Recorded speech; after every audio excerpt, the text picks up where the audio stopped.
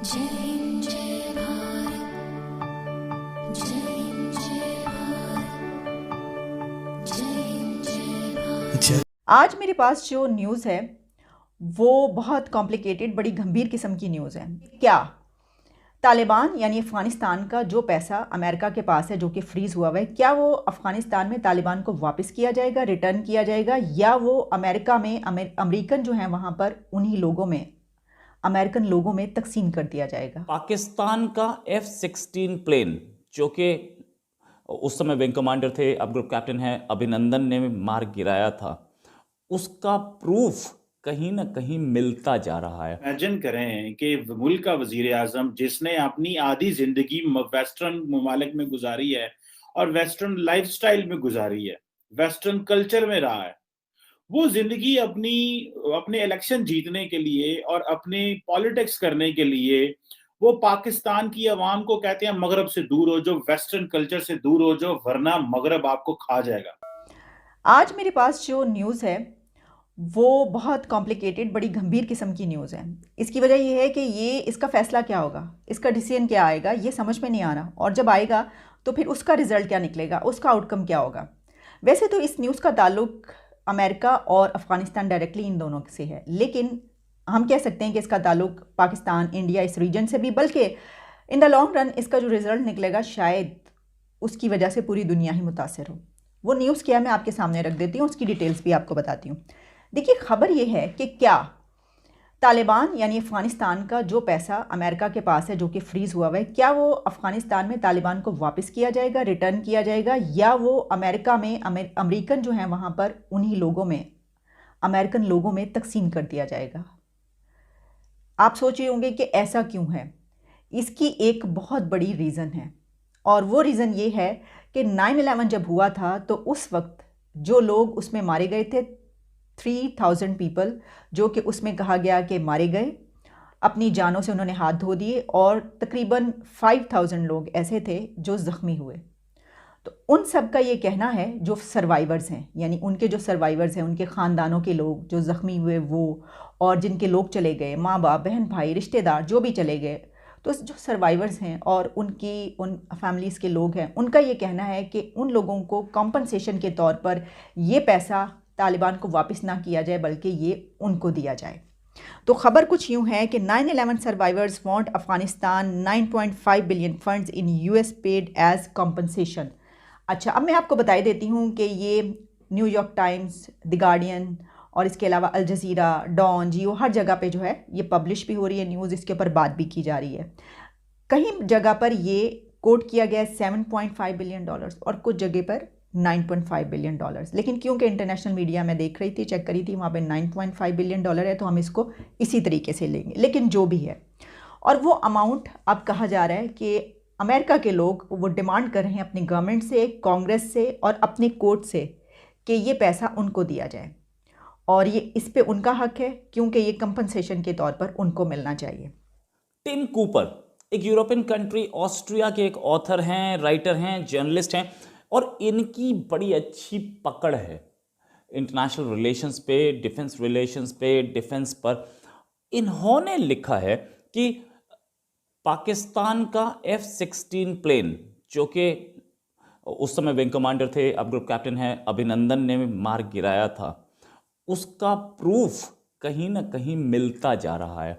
उन्होंने ये बोला कि एक मास्टर सार्जेंट केल, KYLE, कायल विल्सन हुआ करते थे उस ज़माने में, पाकिस्तान में पोस्टेड, पाकिस्तान के शाहबाज एयरबेस में थे। ये मार्च 2018 से 2019, मार्च 2019 तक 1 साल थे वहाँ पे, एयरमैन थे। इनको जब मार्च के बाद ये वापस पहुँचे अपने देश, स्वदेश अमेरिका, इनको अवार्ड दिया गया। अवार्ड क्या बोल के दिया गया? अवार्ड बोल के ये दिया गया कि इन्होंने F-16 को बचाया और F-16 को किसी दुश्मन के हाथ में नहीं पड़ने दिया, इसलिए इन्हें अवार्ड दिया गया। अब F-16 कौन से दुश्मन के हाथ पड़ रहा था?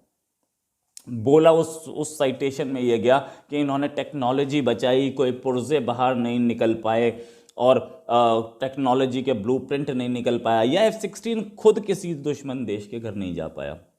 लेकिन क्या एक वो F-16 वहाँ पे इतने टाइम से हैं, आज से तो है नहीं, करीब 20 साल से हैं, तो क्या जितने लोग वहाँ पोस्ट हुए थे इनकी पोजीशन पर, क्या सबको अवार्ड दिया गया था?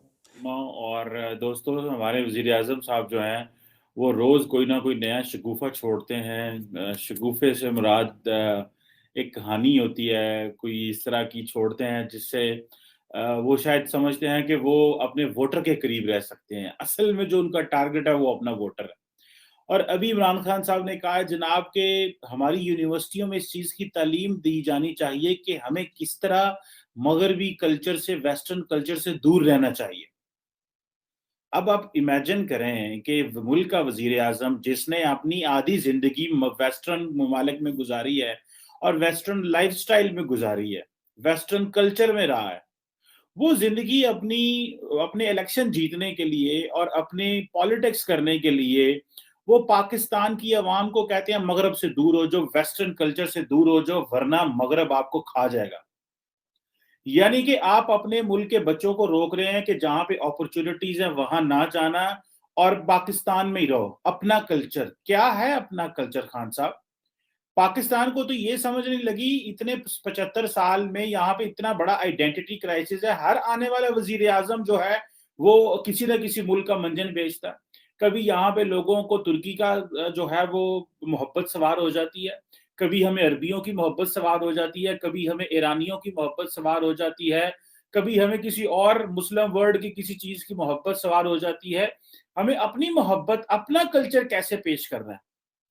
और खान साहब, जितना आप मुल्क को तकसीम कर रहे हैं, जितनी आपसे चीजें डिलीवर नहीं हो पा रही और आप ये कह रहे हैं कि देखें अब मेरे से तो मुल्क चल नहीं रहा, तो मैं क्या करूं? मेरे पास तो एक ही सोल्यूशन है कि मैं ये कहना शुरू कर दूं कि जनाब मगरब से दूर रहो। रियासत मदीना की हम बात करेंगे, जितना मगरबी ममालिक हैं ये इस्लाम से नफरत करते हैं, इस्लाम के नजदीक नहीं जाते ये। और इसीलिए इमरान खान साहब देखें 3.5 साल हो गए हैं कि इमरान खान साहब यूरोप और यूरोप का ट्रिप भी नहीं किया उन्होंने। देखिए, आप जानते हैं कि जब तालिबान वहाँ पर आए तो जो पैसा था वो अमेरिका की तरफ से फ्रीज हो गया, यानी Taliban took military control of the country in August. The New York Federal Reserve block access to the Afghan central bank's account under long-standing counterterrorism sanctions imposed on the Taliban।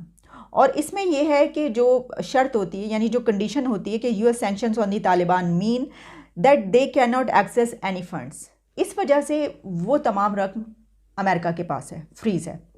और उसके बाद से उनको जब से वो आए कई मरतबा तालिबान की तरफ से बल्कि अभी भी ये खबर आई है कि एक मरतबा फिर अफ़गानिस्तान की हुकूमत की तरफ से ये कहा गया है कि वो जो फ्रीज़ एसेट्स हैं वो दे दिए जाएँ, डीफ्रीज़ कर दिए जाएँ और उनको वापस किए जाएँ। अब जाहिर है कि उनकी एक मरतबा फिर ये डिमांड इसलिए आई है कि वहाँ पर ये वाला एक इशू क्रिएट हो चुका है। ये इतनी सादा सी बात नहीं है। इसकी वजह यह है कि बाइडन एडमिनिस्ट्रेशन इस वक्त इस बारे में इस हद तक फंस चुकी है, इसके बारे में ये इतना बड़ा इशू क्रिएट हो चुका है कि इसके लिए फ्राइडे को एक मीटिंग शेड्यूल है फेडरल कोर्ट के साथ बाइडन एडमिनिस्ट्रेशन की, जहां पर हुकूमत को, एडमिनिस्ट्रेशन को वहां पर यह बताना पड़ेगा कि अगर इसमें से कोई भी फैसला एडमिनिस्ट्रेशन करती है, यानी अमेरिकन गवर्नमेंट इसमें से अगर ये फैसला करती है कि ये जो पैसे हैं ये वापस किए जाएंगे, रिटर्न किए जाएंगे तालिबान को, तो इसका आउटकम क्या होगा। और अगर वो ये फैसला करते हैं कि ये अमेरिका के उन लोगों को दिए जाएंगे जो कि उस साने के में जो हैं उसके नतीजे में वो सर्वाइवर हैं या उस पर वो मुतासरीन हैं, अगर उनको देने का फैसला किया गया तो उसका आउटकम क्या होगा। सिर्फ यही नहीं बल्कि जो लॉयर्स की टीम है वो भी हायर की गई और इसके अलावा वो लॉयर्स से भी कांटेक्ट किया जा रहा है और नेगोशिएशन की जा रही है कि जो उन लोगों के, यानी जिन्होंने ये केस किया और डिमांड कर रहे हैं, उनके लॉयर्स हैं। अब अगर आप ये समझ रहे हैं कि ये बस यहीं तक है और इसका अब फैसला हो जाएगा क्या होगा, तो मैं आपको ये बताना चाहती हूँ कि ये इतनी सी खबर नहीं है, इसकी एक पूरी हिस्ट्री है। ये क्वेश्चन मैं नहीं उठा रहा, ये क्वेश्चन ये ऑथर भी उठा रहे हैं। क्या सबको अवार्ड दिया गया था? सिर्फ इसी को अवार्ड क्यों दिया गया?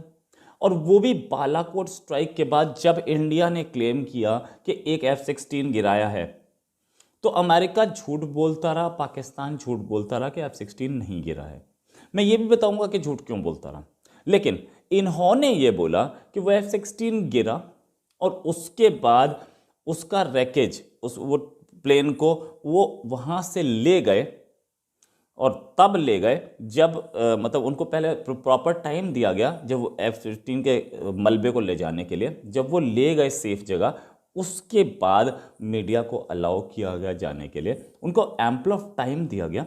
और एम्पल ऑफ टाइम के बाद इन्होंने क्योंकि वो उसका रैकेज या उसका जो मलबा था वो किसी जर्नलिस्ट के सामने नहीं आने दिया या दुनिया के सामने नहीं आने दिया, और उससे इज्जत बच गई अमेरिका की और F-16 की, इसलिए ये अवार्ड उन्हें दिया गया। वरना उससे पहले और उसके बाद भी आज तक 2019 का मामला है, हम 2021 में घूम रहे हैं, इतने टाइम बाद 2021 में भी अभी तक उन्होंने हर साल के हिसाब से तो कोई अवार्ड दिया नहीं, सब तो बचा ही रहे थे।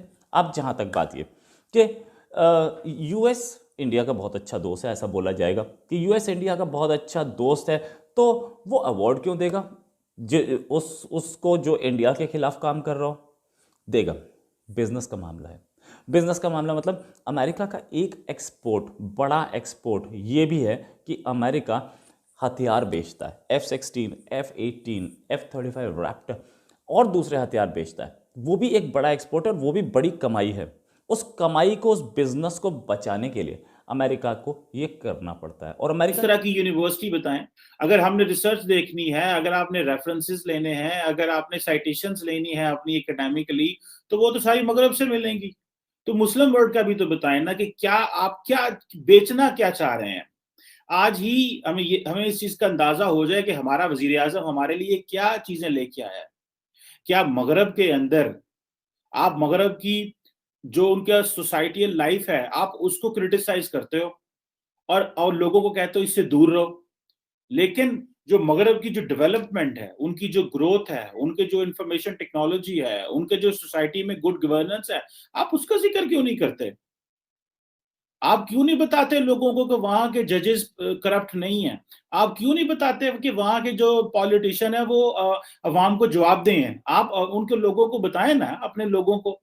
इमरान खान साहब को बताना चाहिए कि जो यूरोप के और मगरब के जो जजेस हैं वो करप्ट नहीं है, जो मगरब के सियासतदान है वो करप्ट नहीं है। अगर वो करप्शन करते भी हैं तो वो इस तरह जिन्हों पंजाबी कहते हैं जो लांगड़े नहीं ला देंगे जिन तुसी साडे लांदे हो।